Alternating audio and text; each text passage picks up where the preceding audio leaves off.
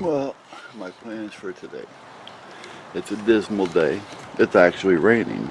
It's not raining hard, but it's raining. If you stood out there for a while, you would be wet. Wet. As you can see, it's raining. So anyway, what's on the agenda? Well, I'm going to go over and get that stuff finished over there. The wife went shopping.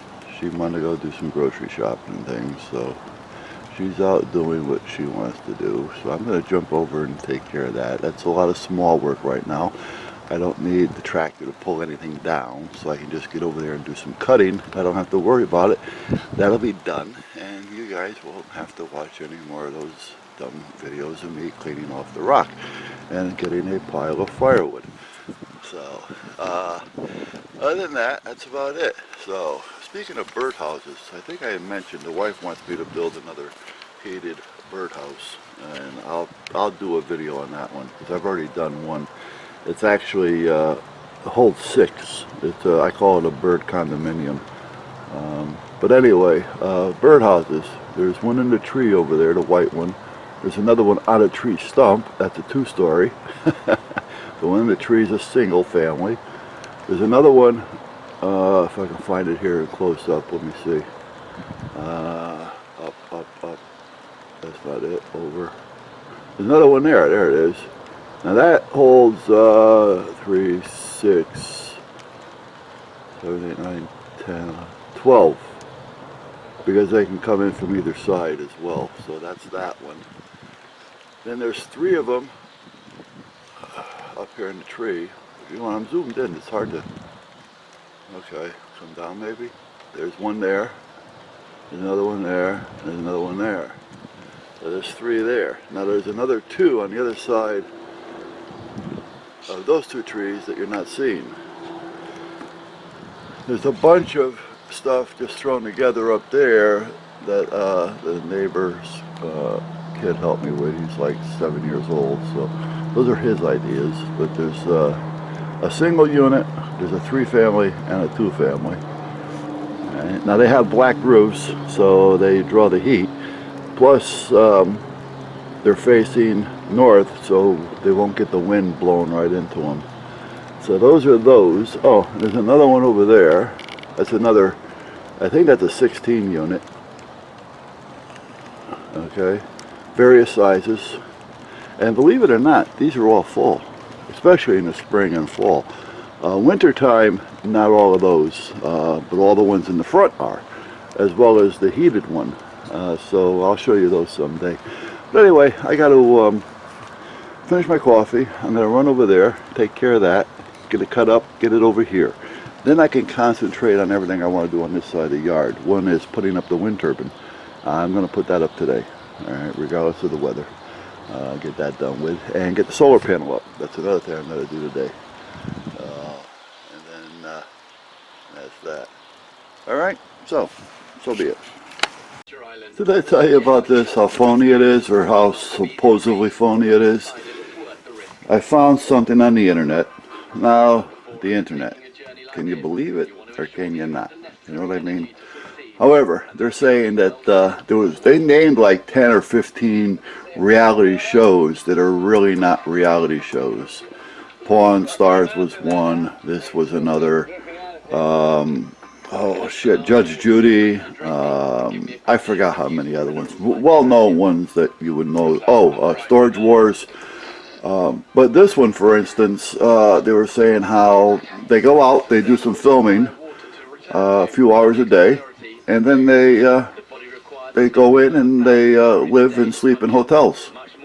Now, okay, they're away from home for a while. I can understand that, but at the same token, you know, they're making you believe that, you know, he's sleeping outside, he's sleeping in snow caves, you know, he's sleeping with you know, lions, and, you know, he's ripping apart the cows and wearing their hides, you know, right out there in the wilderness, you know. I mean, meanwhile, this is all phony, and it's not really reality, and they live in hotels where it's nice and warm and comfortable. So, now some of this stuff he may actually do, I don't know, and some of this may have some reality to it. However, what do you believe and what don't? You know, I mean, somebody go out there and say, "Oh, he did it. I'm gonna go do it," and the next thing you know, they're out there, hello, froze to death or something. Yeah, I mean, I'm surprised that they haven't gotten a lot of. Okay, now I guess here he's supposedly urinating in the water. But anyway, I'm surprised they haven't gotten sued. You know, these shows like this because of people getting hurt. Okay, I think I said how much I hate these things. This was a box of 24, but when you got to put in 2 or 3 at a time to get anything burning, forget about it. Now in here, there's all very old seasoned wood and some twigs. I mean, you know, hardly nothing at all. Oops. I don't know if you can see in there or not, but the piece actually stopped burning and nothing lit. These things really do suck. They burn when they want. They don't burn. And when they do burn, they don't burn long enough or apparently hot enough. I don't know how they can't burn hot enough, but there's the other one up there. It just went out for no reason. Now I came in thinking that this would be warm enough so I can put my jacket over it and let it dry. But it had gone out. So, I mean, if I got to pick up little pieces of wood like that, you know, twigs like 1/4-inch twigs, or something that I can just shave if I was going to start using a 2 sticks to rub together. If I need it that fine, a bird's nest, well then why do I need these things? That cost $10. That was the biggest waste of money, in my opinion. All right. These cost me, I think, when I buy these are 80 cents a piece. They usually come 24 to a box. When I find them, I always buy them by the box.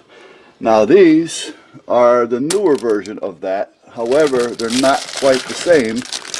They're not individually packed. I believe there's 4 to a pack. They kind of look the same, but they're really not. But I have used those before, and they will start to burn. But these things, now those, when I find those, like I say, I'll buy, you know, a couple boxes of them. And those burn so well that I can break them in half and use them. So those definitely are worth their money. Those didn't even clog a toilet. So yeah, they'd clog a toilet. So and that's all they're good for, basically, is to be flushed. Anyway, hopefully that'll warm up a little bit and dry that jacket off. I do have another one hanging over there that I had dried off last year. I'm sorry, last month when it was raining. My shirt's still dry, so I don't have to worry about that. I do have a sweat here if I have to put it on, my neon. They used to ask me if it came with batteries. Anyway, I'm going to take a little breather. So while I'm in here drying off and taking a breather, I am going to try to work on this little drop cam. I lost contact with it, like I said, all of a sudden. Now it's telling me if I want to hook it up to a different server or a different IP to plug it in. Well, it's not finding, apparently it's not finding anything that I have out front. So I'm going to try to find something back here, because I have 2 things going back here. I got that little extender up there, and then up fourth, I don't know if you can see it up there, but on top next to the TV, below that second light in the back, there's a little box that's another modem. It's got the blue light flashing, and that actually works very well. I can probably disconnect that up there, because that modem takes me all the way out to the back of the yard, which is good. But anyway, I'm going to plug this directly into the computer, like they say, and see what we can find, because apparently it doesn't want to work. So the drop cam seemed to be having an issue. Remember I told you I seemed all of a sudden to lost anything coming, the signal from it, and it tells me I can't find it, and this and that, and to plug it into the computer directly and do another setup. Well, I just did all that. And it's telling me that I can't connect to my account. So basically, what it seems to be, and until I can get a hold of them, which I've been trying, but again, today's Saturday, and it's a holiday weekend, so I can understand that. However, it seems to be that they are no longer letting these things just transmit to your computer as a personal surveillance that has to go through their system at a cost of $9 and change a month. So, if that's the case, this is a real piece of shit, because at least I was able to watch and see if I thought there was something going on. I couldn't record, but I was at least able to check in to see what's happening, what the boys are doing. Can't even do that now, apparently, unless it goes through their system. So I got to find out more about it. Oh. Remember I showed you these, how they weren't working? But it was one in there. I put another one in there. This wood is dry. This wood is about 3 years old. This wood has been down on the ground. This is just little sticks. They're not even the big logs. And so far I've lit 2 of these and nothing. Nothing, nothing, nothing. So that's what I tell you when I say these things suck. So what a waste. If you got to burn 2, 3, or 4 of them to get a fire started, I'm sitting in here waiting for that to heat up. And, you know, it's not doing it. I mean, you know, you go back, you check it 20 minutes later and find out it's out. So, let me light it up again. And put 2 in there. I can almost start the wood without them. So we'll see what happens. And I know it's getting the right vent. I mean, it's not like I haven't used that one before. If I throw one of those, half of one of those other ones in there, it would right up, not a problem. I can walk away from it and not even have to worry about it. Alright, I have in the bucket 2 sets of holes on the bottom and 2 sets of holes on the top part, 2 sets of holes on the bottom part.